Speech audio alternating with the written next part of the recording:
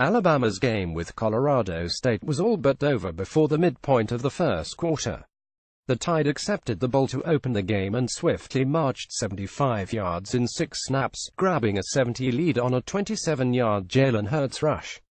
The Tide defense promptly forced a 3-and-out, and a Colorado State punt pinned the Alabama offense at its own 5-yard line. It didn't matter. 3 Bo Scarborough runs gave the Tide some breathing room, and Hurts took care of the rest with a 78-yard bomb to Calvin Ridley, handing the Tide a 140 lead at the 856 mark of the first quarter. Colorado State briefly made it interesting, pulling within 17-10 with 218 left in the first half.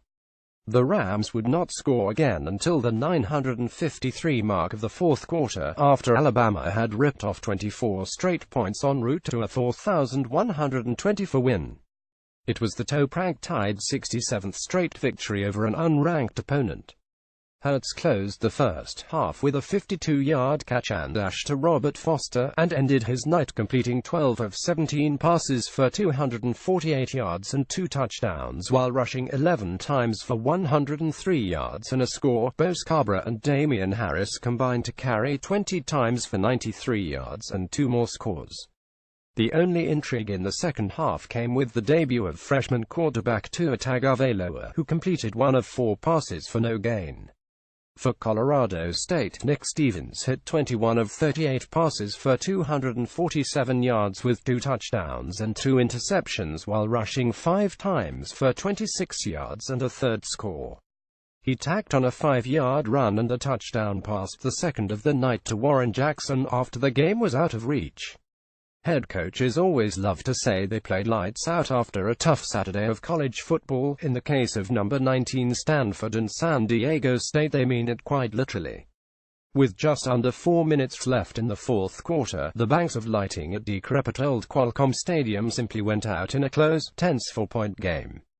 The inexplicable timeout was reminiscent of Super Bowl XLVII's outage, only with slightly less on the line for either side. That brief moment of darkness turned out to be a moment of clarity for the Aztecs, however, and allowed them to game plan an 11-play, 75-yard go-ahead scoring drive that sealed a 2017 victory and made the team an immediate Group of 5B contender.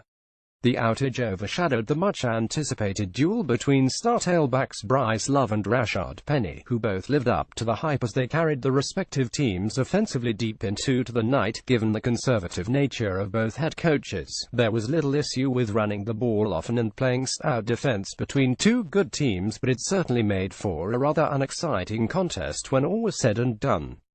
Cardinal quarterback Ellerchrist was largely ineffective and had his worst outing as a starter, finishing with just 8 completions for an unremarkable 56 yards and the game-sealing interception with 48 seconds left.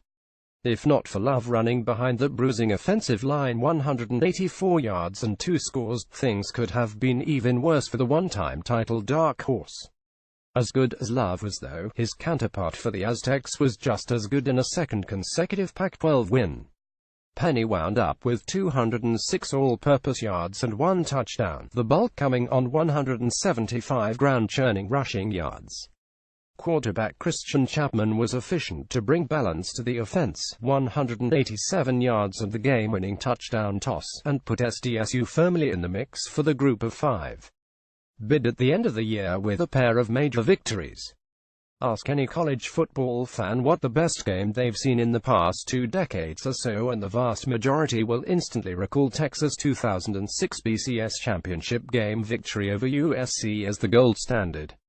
After all, who could forget Heisman winner Reggie Bush's inexplicable lateral of Vince Young's game-winning romp to the end zone? Memories of that contest have returned to the sport ad nauseum this week as the Trojans took on the Longhorns once again, and many were hoping for a similar bit of magic to the last time they met a few miles up the 110 North over a decade ago.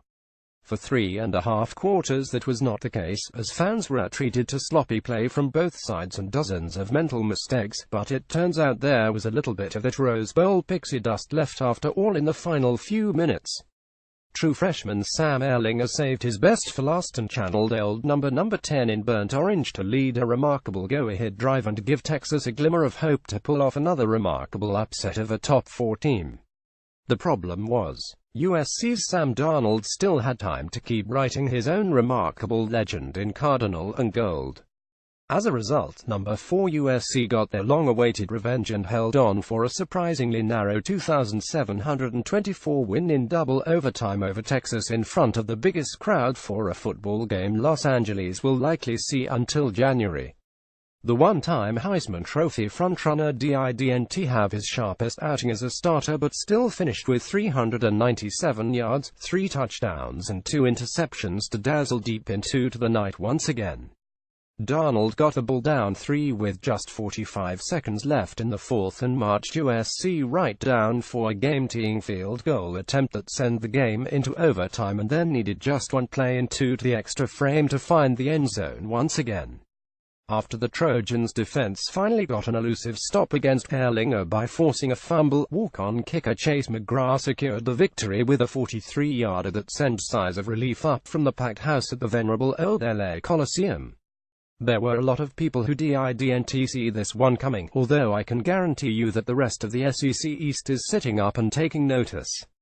Coming into the Week 3 game against 18th-ranked Kansas State, Vanderbilt was somewhere between a 46-point underdog at home. After 60 minutes Saturday night, Vandy proclaimed they could be a force to be reckoned with in conference play as a stifling defense played a huge role in dropping the Wildcats by the score of 147. The Commodores took a 70 lead late in the first quarter, with the Wildcats tying it up very early in the second. That 77 score would stay static for the next 36 minutes or so of game time until quarterback Kyle Shermer's 2-yard touchdown run of course proved to be the difference in the game. K-State had a chance to tie the game late, but quarterback Jesse Ertz was stopped a yard short on a 4th-and-8 that originated from the Vandy 19-yard line. Neither team did much offensively, with the Wildcats accounting for 277 yards of offense to the Commodores' 270. Vandy averaged 4.9 yards per play, K-State 4.4.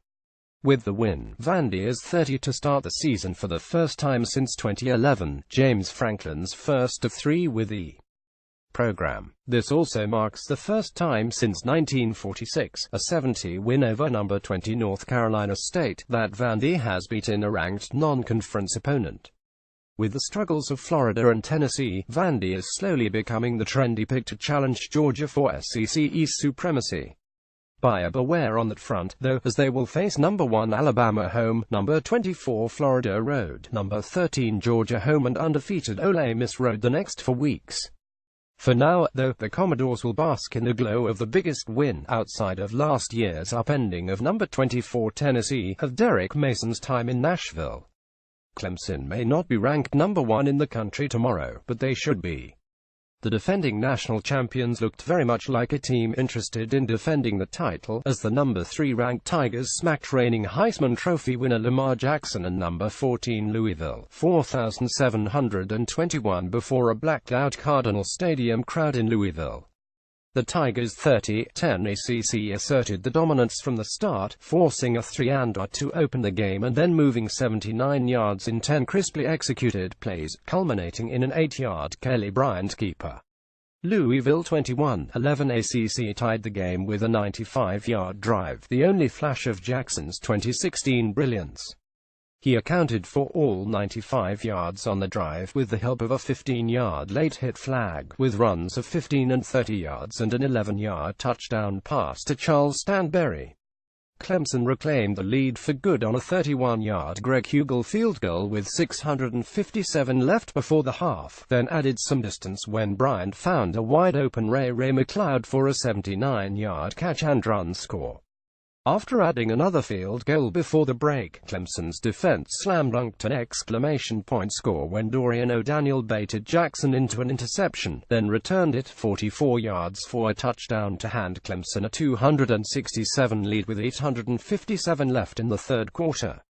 Bryant would add another rushing touchdown to close the third quarter, and would finish the night as the game's true Heisman contender. Making his first ever road start, Bryant hit 22 of 32 passes for 316 yards with a touchdown and an interception while rushing for another 26 yards and 2 scores.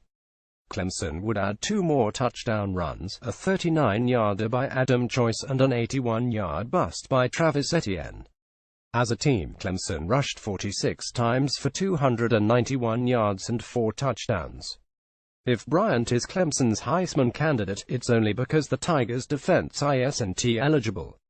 Fresh off posting 11 sacks against Auburn, Clemson sacked Jackson 4 times, harassing him into a pedestrian for him night of 21 of 41 passing for 317 yards with 3 touchdowns and a pick-six and 17 carries for 64 yards. The Cardinals as a team rushed 25 times for 117 yards.